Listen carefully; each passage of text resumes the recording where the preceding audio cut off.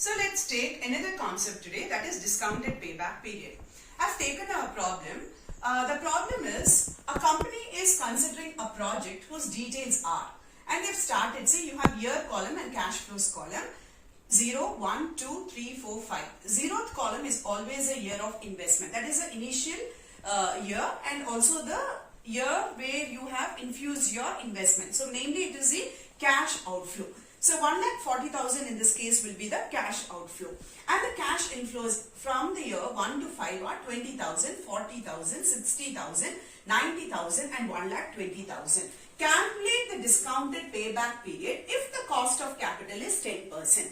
As I said in my previous classes, discounted payback period is actually an improvement over the payback period. Why there is an improvement required? The improvement is required because payback period has its own limitation. The main limitation is it does not take into consideration the time value of money. So the advantage what we have in the discounted payback period is that it has considered the time value of money. It has also considered the risk and uncertainty that we have in the project. It is also easy to calculate. It is not a biased method. So therefore we need to understand the discounted payback period here. So how do we calculate? It is the same way. So let's start with the solution. Calculation of discounted payback period.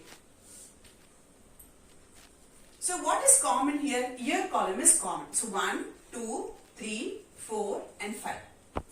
And what we have here is a new concept, that is the cost of capital.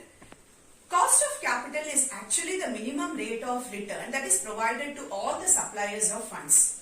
We will understand the concept in detail in some other classes, but as of now just understand cost of capital is the minimum rate of return that you provide to the suppliers of fund, namely in this case it is 10%. So we need to understand this as a discount factor. Discount factor, cost of capital, all of them are one and the same. So this is 10%. This takes into consideration the value of rupee 1 as on today's worth. So how do we calculate the discount factor? So how do we calculate the discount factor? As I said, we take the discount factor for 10%. In other words, it is a present value of rupee 1. What is the present value of rupee 1 at the rate of 10%? So we use this formula 1 divided by 1 plus I to the power of n. Okay, this is how the formula is. So for the first year, it is equal to 1 divided by 1 and interest is 0.10. So take the calculator along with me. I am pressing it along with you. Take 1 divided by 1.1. So I write here 0.1 to the power of 1. So we get 1 divided by 1.1 to the power of 1. So it is 0.90. Thereafter, press into equal to for the second year. So you get 0.826 for the second year. And from the third year onwards, only press equal to. Only press equal to. So I'll take those values in the same way here. The first year we get 0.909, 0.826. Third year, as I said, it is by pressing the equal, you get 0.751, 0.683 and 0.621. These are the values that we have here. After this, find out what is the cash inflow. Cash inflows are given to us in the question: 20,000, 40,000, 60,000, 90,000 and 1,20,000. Find out what is the present value of your cash inflows.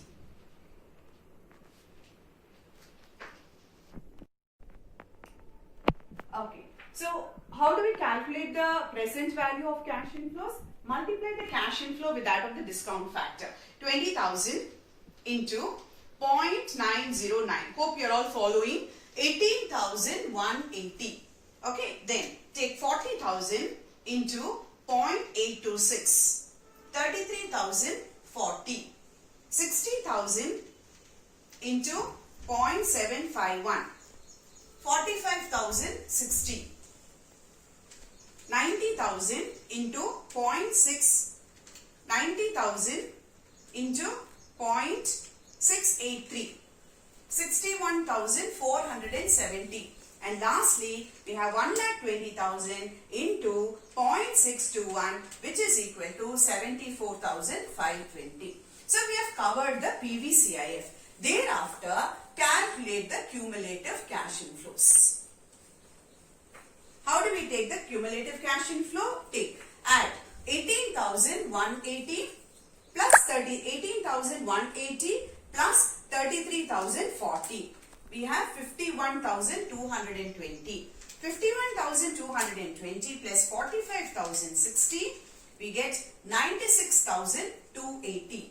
96,280 plus 61,470, we get 1,57,750, and lastly add 74,520 to this, we get 2,32,270.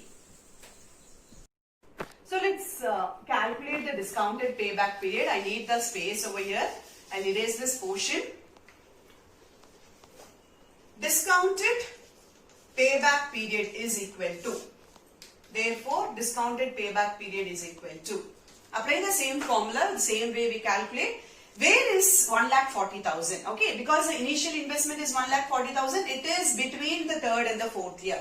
So take 3 years plus, we have already recovered 96,280 in the third year itself. So take the difference between 1,40,000 minus 96,280 divided by the succeeding year's present value of cash inflow, which is 61,470. So find out how much it is. It is 3 plus 1,40,000. 1,40,000 minus 96,280 is equal to 43,720 divided by 61,470.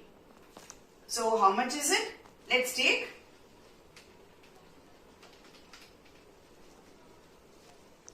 3.7. You get 0.71 for this. So the answer is 3.71 years. So therefore the company will be able to get back the initial investment of 1,40,000 within 3.71 years. That's the final answer.